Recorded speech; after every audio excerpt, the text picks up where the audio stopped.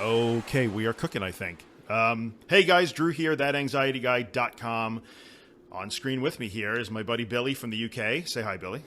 Hello there. Billy runs Anxiety United, anxietyunited.co.uk. And .com now. And .com, that's right, anxietyunited.com in the UK. And Billy and I crossed paths many, many years ago. I don't know, it's been a while, right? It's got to be 12, 13 years, I think. Something along those lines, I'm guessing. Initially on YouTube when we were both struggling with anxiety issues way back in, what the kids called the day. And, we became friends. We're still friends now. And we are going to do a series of video and podcast episodes based on sort of an Anxiety 101 course. This is it. Right? The kind of the basics. This is the meat and potatoes of how you have to approach recovering from anxiety issues, and we're going to take you kind of step by step through some basic principles. And I think one of the best things about the way we're going to do this, and jump in anytime, is that we're going to give you like actual, real, concrete stuff, right? As opposed to just generic concepts and that sort of thing. So this will be first in the series of, I guess, a fairly, I don't know, probably 7 or 8 episodes at least. I'm not sure. That's the plan. I think one key thing as well, this is for people that have got minor anxiety up to the heightened state where you're, constantly suffering, whether it's generalized anxiety or whatever. These principles apply to the whole spectrum. Yes, that is true. So, whether you're just dealing with generalized anxiety or you're a housebound agoraphobic, we probably have something here that's going to help out. That's it. Stick around. Yes, stick around. Very good. One of the things that I would like to say before we start, and Bill, you might have something to add to this, is I think what we're going to tell people might ruffle a few feathers here and there, because we're going to intentionally tell people to be uncomfortable in certain instances. And this is the downfall of many a recovery attempt, I think. Where, in fact, we're going to talk about really, in this episode specifically, which is sort of our intro to the whole series, is the fact that you have to be willing to be uncomfortable. And the cornerstone of this whole plan really is accepting that our inner drive, our innate drive for safety and comfort, is you have to start ignoring that. Like your goal is not to be uncomfortable here. Your goal is to learn to be uncomfortable, and then at the end you'll wind up comfortable again. I don't know if that makes any sense. Yeah, 100%. And that's, for me personally, I think that's one of the interesting dynamics for this series, is that you've sort of, or it feels like you've sort of stepped over that, the comfort and the safety. You've managed to push through, whereas I'm, kind of still struggling to battle through that. But that's the dynamic of this podcast, is that you're sort of evidence and living proof that you do this and it works, and I'm sort of living proof that if you don't do it, then if you do what you always do, you'll get what you always get, or whatever the saying is. I can't remember. That's very true, and I think that will make this kind of a good deal, because I think we can discuss the things that you're going through and then how I managed to get through them already. So, exactly. Yeah, I think that's probably a good deal. And I should say before we start too that so many people that listen to my podcast or watch my channel will say, ask me almost every day, are you cured? Like, are you cured of anxiety? And what I always say is, it's a reasonable question to ask. I will never say that I'm actually cured. I'm still predisposed to those things. Yeah. When I get really stressed or sleep deprived, which is kind of all the time. But, when things get really rough for me, I do get predisposed to anxiety. And once in a while, I still have an actual panic attack. But the difference is it doesn't really impact my life much anymore. So, people always look at it especially when they're asking for advice. And, well, it's easy for you to say you're cured, but I'm never going to say I'm cured. I have to stay. I think it's safe to say that everybody suffers with anxiety at some point. Sure. So nobody's ever going to be free from anxiety. There's always going to be that. But I think for you, maybe the triggers have become more noticeable. So the triggers are more, I don't know what the word is. I can predict the triggers. I sort of know what they are. And whereas, back in when I was really struggling when you and I first met, a cloud going over the sun could put me in a panic. That doesn't happen anymore. Now, they're much more concrete things. I'm really stressed. I have a lot of business things going on, family things going on. There's a lot of pressure on me. It might come out. So, but anyway, the point of it is, I would definitely not say I'm cured in any way, shape, or form. So hopefully you take that for what it's worth. We're all on the journey. Yeah, we are all on a journey. So let's get into it. How do you want to start? Well, we were going to look briefly back at the article that you wrote a while back, because it's, the methods don't change. True. The proof is in the pudding, so we need to just head over and go through that and point out the valuable information that's there. Okay, sounds like a plan. And I will probably, in my video description, I will link it on my site, Billy. You can obviously post it on Anxiety United, so you can read along, depending on whose channel you're watching or listening to. This is it. There'll be links to all social media platforms and websites, and so you guys can certainly follow along as we go. And I think, all right, so we'll get into it. And when I wrote this, like Billy said, many years ago. And full disclosure, it's really based a lot on the work of Claire Weeks, which is, Dr. Claire Weeks wrote many books about the subject many years ago. She's gone now, but her methods to me are still the gold standard. So a lot of this is just a watering down and a consolidation of what she says. Which, incidentally, I think you'll find most of the paid-for methods are probably based on the same principles. It's just that this is free. They carry on. Yes, they absolutely are. That's absolutely correct. Yes, she started the whole thing, and everybody else just sort of building on her work. It seems to be that way. Yes, at least the most effective thing. So the way I started the article was pointing out that the single most common mistake, and I used to make it too, it's what kept me held back for a long time. The single most common mistake that I see people make when they're trying to overcome anxiety and panic issues, like agoraphobia and things of that nature, is that they think that they are trying to get to safety and comfort, which makes sense because you're in a panic or you're having tremendous amounts of anticipatory anxiety, afraid to go out the door or whatever. You're obviously not, you're afraid and very uncomfortable. So the misguided direction I see people go in is to say, well, no, I have to find, I have to get rid of that fear somehow, and I have to get to comfort as quickly as I can. And I think that is the basic misassumption that keeps so many people held back. I think it's also the thoughts that you have to prepare yourself for these things before you even go into them. So with the bottles of water and the mints and parking nearer to stores and all those things, all those predetermined things that you think of before you go out and tackle whatever it is. They're true. Also the safety behaviors, comfort blankets, whatever they are. Well, we're going to talk about all those things as we go into each individual episode. But yes, that's true. And in our minds, we build all these things up to almost insurmountable obstacles because we know that we are going to be like terrified and horrifically uncomfortable, and nobody wants to be that way. The natural drive is to feel safe and be comfortable. That's obvious. We all come from the factory wanting to feel that way, and so we wind up approaching this saying, well, my goal here is to get is to wipe out the fear and to be comfortable as quick as I can. And it's a huge mistake, and we'll talk about why. Yes. Yeah. So I make the assertion, and really Dr. Weeks made it first, that to really get past these things, to really get past them completely and not let them control your life or impact your life that much, you have to really learn to completely and utterly, and we use this word so often, I know you and I have talked about it so many times, you have to accept that fear. That's the big one. With every fiber of your brain and body, you have to accept it, welcome it in, know what's going to happen, and you have to understand that it is baseless and ultimately harmless. That's a big deal. I don't know if you want to talk about that a little bit. Well, I think it's one of the main questions that I've been asked when I've spoke of acceptance before is, what is acceptance? And I think there's so many different variations of what people see as acceptance. But I think Claire Weeks said it best. It's accepting everything. It's accepting the symptoms, the sensations, the worrying, flashing fears that you have. Yes.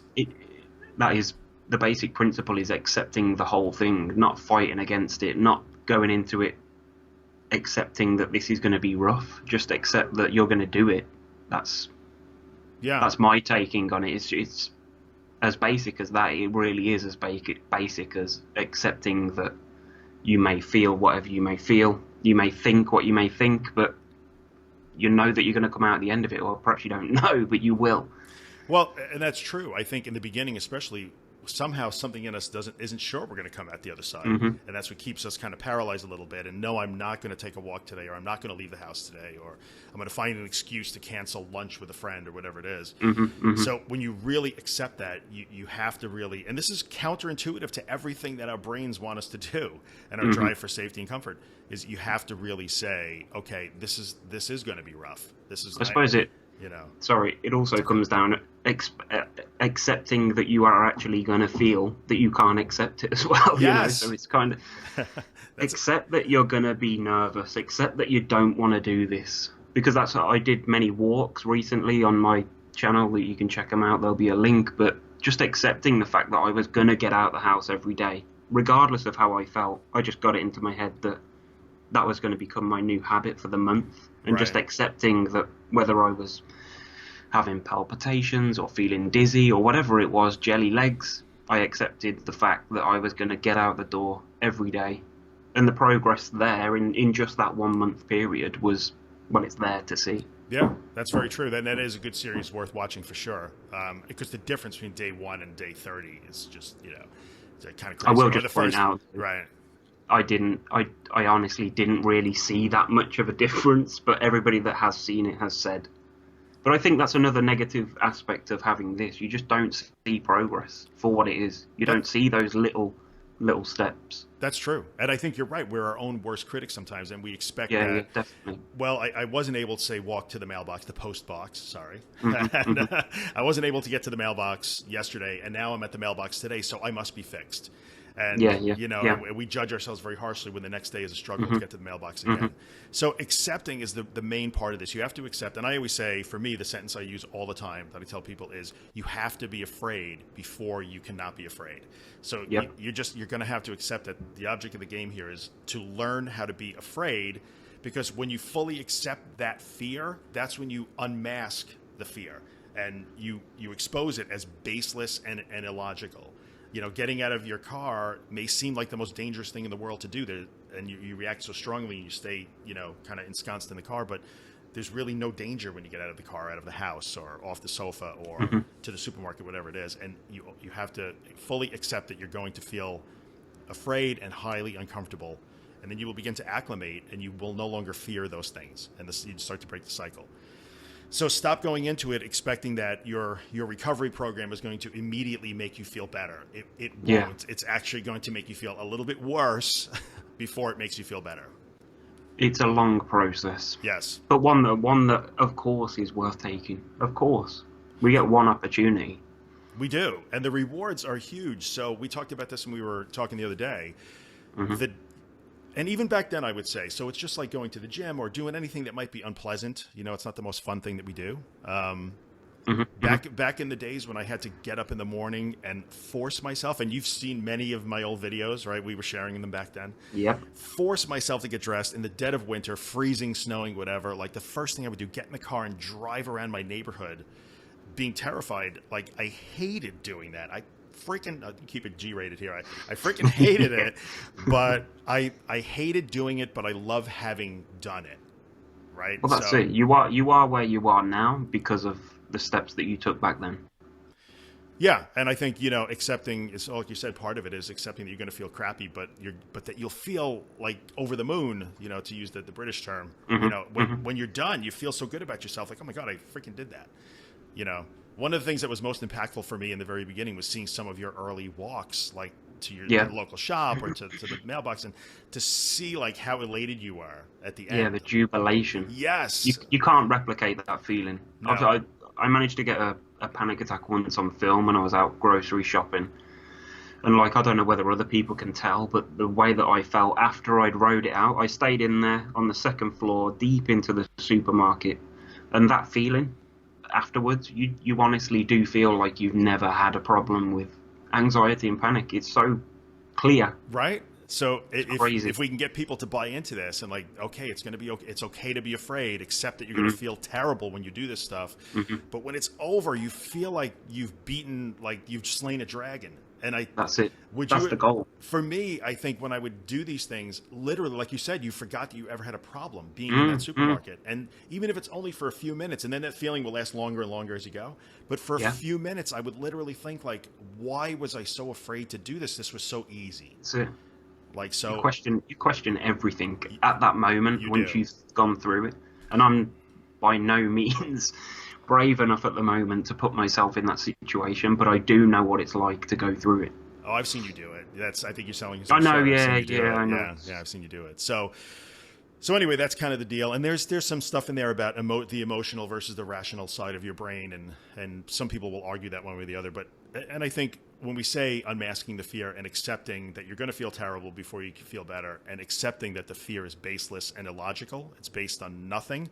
It's actually a fear of how you feel, and it's a fear of fear. And so intellectually, you may know that. I think we both talked about this too, right? You know, there's really no danger. We know this, but yet. Well, that's it. I mean, how many times have we been through these periods of intense anxiety and survived? That's the evidence. That's all that we should need. Right. Is that it hasn't put us into a situation where we can't get back to some kind of normality, you know? Because that's where I class myself now. Even though I still suffer with anxiety, I see this as my normal sort of life now. Yeah. But when I'm in the heightened anxiety, I always come back to this stage where I can still walk around. You know, maybe I can't go freaking dance around the town, but this is my normality now. And when I'm in a heightened state, I always come back to this. So it's never been that bad where I've ended up permanently panicking and, you know. Right. Yeah, nobody's died. No one's, exactly. Gone we insane. Always come back down. You always come back, exactly. You always live to tell the tale. And I think at the end of the series, one of the things I try and impress upon people is that you'll learn that whether you do something or you do nothing, you're always going to get back to this state of okay. That's the point. And nothing is faster than something. So as crazy as that sounds, and we'll talk about that later, doing nothing is faster than doing something. So there's a recipe for success that I lay out in the article that have 4 things: the acceptance, courage, persistence, and patience. I don't know if we want to go through that a little bit.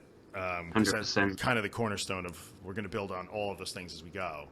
And again, Dr. Weeks is the first one that said these things. I didn't make this up. But, so, acceptance, we just talked about that. And courage, you want to talk about courage? I mean, it's a big part of this. You can't do this without it. You have, and I think we all have it. But this is where everybody gets tripped up. You do have to be brave. You have to be brave. I think that's probably the stumbling block for many attempt at getting out there, is just having the courage. But I think with showing the courage, you also gain confidence. And I think those two things go kind of hand in hand. That's true. You just display that bit of courage. And even if it doesn't go fantastic, whatever it is that you're doing to try and overcome, the fact that you've been able to show the courage to do it once means that you can do it twice, 3 times. 100 times, Exactly, as many times as it needs. And if the progress is even minuscule, it's progress that's worth making, isn't it? That's the point. I think so. I mean, I think that, if you're standing at the front door and you just can't bring yourself to go out, you haven't done that, or you can't do it without your husband or your wife or your mom or whoever, just opening that door, even just opening the door is... I think we spoke about it before, sorry. That's okay.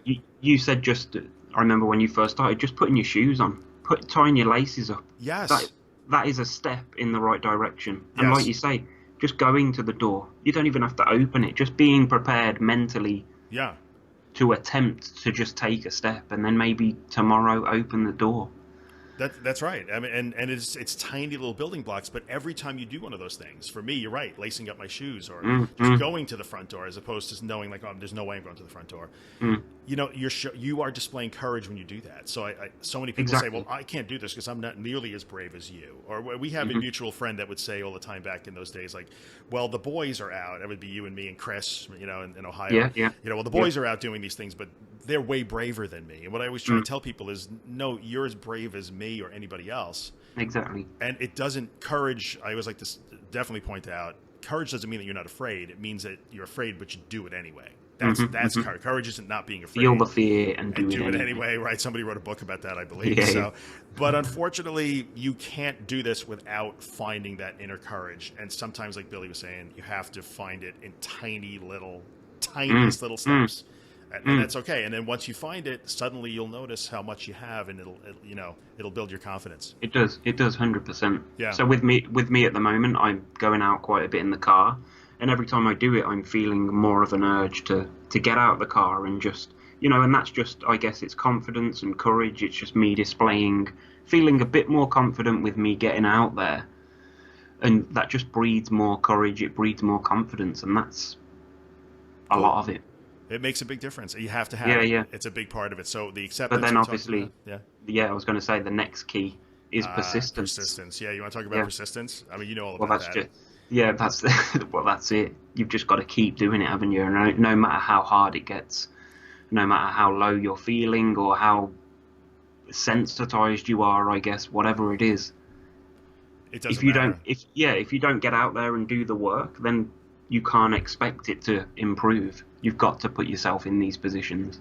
And it's just like, I mean, essentially, from where I sit, because I'm sort of a dyed-in-the-wool behaviorist, you know, these problems, you have panic disorder, you have agoraphobia, generally, these are cognitive malfunctions. They're bad habits our brains have learned. Mm-hmm. And you have to unlearn them. And unfortunately, unlearning them is slower than learning them, sadly. That's just the way we Yeah. are. But they're skills. Like, so you have to rebuild the skill of going to the supermarket, just like like you would learn to speak French or ice skate or play a musical instrument. This is it. You have to practice it. You have to do it every single day, and you can't wait till the days when you feel good. That's a mistake that I've made in the past. Me too. Yeah, 100%. I think we've all been there. Or we reward ourselves a little too much sometimes. Like, oh, I did the supermarket yesterday, so I'm gonna be. I hear this all the time. I'm gonna be kind to myself today. Yeah, I'm gonna have a day off. I'm gonna take care of myself today. And sadly, you cannot do that. You have to run roughshod over this by doing it every day. So I can tell you that for me, like when I was doing a lot of that driving, when it was hard for me to get out of the house, I would get up and do it first thing in the morning, and I would do it again like 2, 3, 4 times a day, which was monotonous and boring and tedious. But I got to tell you, going out and doing it at 6 p.m. was boring, and I didn't want to do it. But it was so, even on one day, it was so much. The 6 p.m. drive was so much easier than the 6 a.m. drive. Yeah, because I had done it 3 times. Of course, the next morning, the 6 a.m. drive was just as difficult as the one before. Yeah. So the progress was a little bit slow, but every day, as often as you possibly can, no matter how you feel. In fact, you have to do it when you feel your worst. That's when the most progress I was going to happens. say that's exactly when I learned the most about myself. Yep. Is when I was feeling bad when I went out. Yeah. But 9 times out of 10, I would feel so much better when I got back. 100% better. Absolutely. Well, maybe not 100%, but yeah. No, but light years better, because you start thinking like, there's no way I'm going to do this. I don't want to do it. I feel terrible today. I'm weak. I'm tired. I'm whatever. I'm racked with anxiety today. And somehow or other, 30 minutes later, you get back in the house and you feel like you could beat the world. So how does that happen? Well, it's because you've just learned that it didn't matter how I felt. That's right. Before I went out the door. Doesn't matter. That's exactly right. I still made it home. I'm still alive. Right. And in a lot of ways, talking about that, I displayed courage, and I accepted the way I felt, and I got out there. I was, displaying persistence, and I unmasked that fear and that discomfort as nothing, and now I feel great. So, which leads us perfectly into point 4. Yes. You should talk about patience. I'm the least patient guy I know. Well, I don't know whether I've been patient in the past, but I feel that I am a lot more now. It's just seeing the steps as being so small, but it doesn't matter to me. Yeah. It doesn't matter how big or small the steps are. Right. As long as they're in the right direction, I'm patient enough to just see. I always believe that I will get there. I will get there one day. That's cool. And I'm just patient enough to do what I have to do now, put myself in these positions, and we will get there. Well, that's true, and I think Dr. Weeks talks about allowing time to pass all the time, that displaying patience. That was the toughest part for me, because I'm very impatient, and I want results right now, and I'm not patient with myself. And so I would find, and a lot of people make this mistake too, like, oh, I made it to the shopping mall, so therefore I must be better now. And when tomorrow, tomorrow, that's it. And how many of us, and I think if you're watching or listening, and you could probably relate to this, I'm sure, I used to do too, like, this was such a great day. And if I look back at some of my old YouTube footage from like 2008, 2009, I would sit there and make videos at the end of the day, some of which I never published, and I could watch myself saying, today was such a great day, like, I could feel it, I've turned the corner today. And then the next morning I'd be right back to where I was. And it would just get me down, like, what happened? I thought I was over this yesterday. But so you're never going to be over it in a day or 2 days or a week. You can make huge steps in a couple of weeks onto that road. But patience and kind of like accepting each thing that you do as a bit of progress, and you're building slowly, it matters a lot. I think just one thing to note is that patience doesn't mean sitting on the sofa waiting all day. I think you've mentioned that in a past video. It's just that you can let time pass, but letting time pass while you're doing nothing isn't going to help. No, and that's a really good point. Patience doesn't mean waiting to get better, because Yeah, you yeah. won't. There's no like immune response that Mm, fixes anxiety. Like if you get the flu, it'll go away because your body will get rid of it. yeah. But this, I think I, if, you know, I think maybe patience in the fact that if you suffer a setback, then don't let that drop you. Because in the past, when I've suffered setback, I've felt like I'm completely back to square one. But I yeah, think with the regards of patience, it's just like accept. We're back to acceptance, but even accept that setbacks will be a part of the process. yep, yep, and that goes back to persistence too. Even when you have a bad day, it doesn't matter. You got to Hmm. get back out there again and do it. Mm, mm, And yeah, you're right. Patience factors into it all the time. Understanding that this process takes time, and we should probably say I'm not talking about years, but I think patience also you have to keep that in mind in the framework, because we run into a lot of people who say like, I barely leave the house, or I can't leave the house without my husband or hmm, whatever, hmm. and next week I have to go to a wedding 200 miles away. Yeah. And what do I do? Well, you have to understand that patience means time. So it's never too late to start. Start practicing getting in the car today for that wedding Mm. next week. But you can't go from stuck on the sofa to going to the wedding, 300 miles away in 2 days. Yeah, It's not without consequences anyway, I would say. right. Yes, Mm, it's going to be a kind of a tough ride. You could still mm, do it. I'm not saying don't do it, but I think patience to me always spurred me on when I realized that this is takes time. Like, well, I have to start today then. Since yeah, this is going to take some time, I have to that's start it. today, not Yeah. Monday, or wait for the new week or New Year's Day, or I have to Hmm, start hmm. today. So maybe that helps. There's no time like the present. Yeah, yeah. So I think that's sort of our intro. And what I added, I'm reading, I'm sorry, but like I always say, it's a simple plan, but really hard to execute. Like this is a Mm, really simple set of steps to take. But since you're doing everything counterintuitive to what your body and brain wants you to do, you have to hmm. ignore your natural instincts. You have to run toward the fear, toward the discomfort. It's hard to do this. It's hard. It's a simple plan, but it's hard to execute. But millions of people do it. Millions. I mean, That's I'm it. I'm just some goofball from Long Island. I did it. Like I say all the time, I'm nothing special. So if I did it, no, everybody can do it. I'm sure of that. I'm 100% sure of that. It's good. Well, that's it. There is only one way, essentially, to get yourself past this. Yeah. Well, Unfortunately, I am in the loop, and I've been in the loop for a long time. But I take inspiration from you, knowing that you're, I don't know, well, you're a step ahead. You are a step ahead, but you've showed your persistence. The persistence in your process is what I think has got you to the point that you are now. Obviously, you showed the courage and accepted, but it was your persistence, the repetition, and putting yourself in that position. And with me, I kind of get to a point where I feel comfort instead of showing courage. I've spoke about that before, and yeah. that's, I'll put myself in positions, I'll get to a certain level, and then I'll just sort of settle for that. Yeah. But this is about going the whole hog and getting right on through. I think at some point, what I found too, I guess we could chat a few minutes about this, is for me, persistence. Like there were times when I didn't want to do it. Of course, we all Mm, have that, right? I'm no different than anybody else.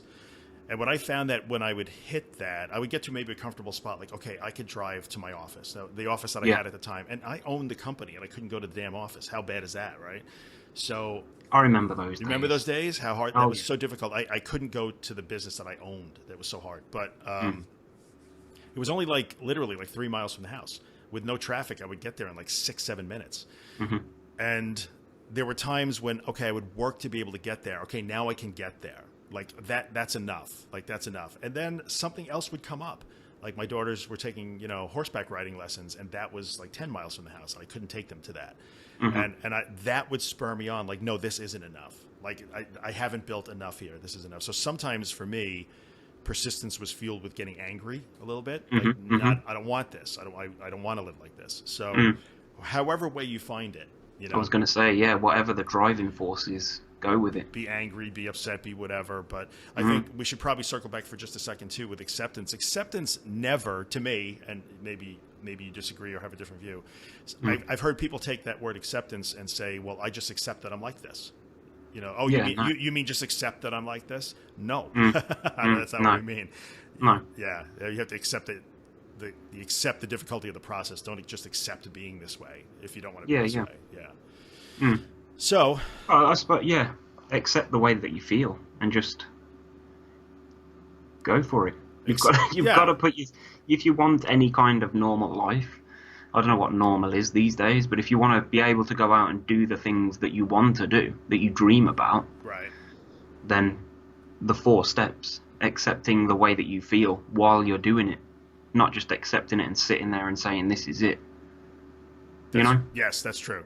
So, acceptance doesn't mean just accept your lot in life. This is the way it is. I'm always going to be agoraphobic or whatever it is. So I think that's kind of the intro of the article. And the next episode, we're going to talk about that foundational concept that says that danger isn't real. And we could probably spend 45 minutes on just that. But that's what we're going to do next. That's it. Yeah. That's it. So, I don't know, do you have anything else you want to add on this one? I'm happy. This was just a short intro to the series that we're putting out, and we'll put some effort in, try and help me while we help you. That's why I'm here. I think it's going to be good. I think we'll see. Yes, I think it's going to be good. And I urge, Billy, throw out, what's your social stuff? What are your contacts? It's all Twitter. We are at Anxiety United, Facebook.com/Anxiety United. But you can find all the info on anxietyunited.com. But to be honest, I'm trying to steer myself away from getting bogged down in talking to other people about. So I'm staying off social media. Okay. That's basically what I'm trying to say. So if you want to find me. Very fair. So if you want to ask a question, ask me, because Billy's going to ignore you. No, YouTube. YouTube is what Sure. I enjoy making YouTube videos, whether they're helpful stuff or whether it's me just rambling on. Yep. That's where my focus is at the minute. Very good. So if you're watching on my channel, then definitely go to Billy's channel and subscribe and check out his videos, because they're tremendously helpful, I think. And there's lots of them. Yeah, there's lots of them, and you'll see someone actually doing that work. I'm just blabbering at you and telling you what to do. You could watch Billy actually do it. Yeah, you're the technical, you're the science, you're the brain, and I'm just the guinea pig. You're actually the guinea pig. Wow, that's rough. That's harsh. I don't mind. I've been called worse. Oh, God. Okay. So if you need to get to me, my website is thatanxietyguy.com. On Twitter, @thatanxietyguy. Facebook is also facebook.com/thatanxietyguy. I throw any questions you want, or in the comments section here on YouTube, or if you're listening as a podcast episode on the website. So you want to ask questions, bring them. Don't forget That Anxiety Guy podcast on iTunes. Yes, that's true. If you're on iTunes, you can find my podcast. I haven't been publishing a lot lately, but by all means, subscribe there. But as we go, we'll take questions. So if you want to send questions my way or Billy's way, we'll incorporate them into the future episodes and, follow along. Hopefully get something out of it. That's it. Questions in the comments. Yes, on YouTube. There'll be links in the description as well to everything you need. We're just going to bury you in links and information. So bring your shovel to the next episode. All right, folks. I guess we're going to end it up here. Billy, thank you. It was cool. It's good. All right, man. See you on the next one. You will indeed. Yep. See you there. Bye.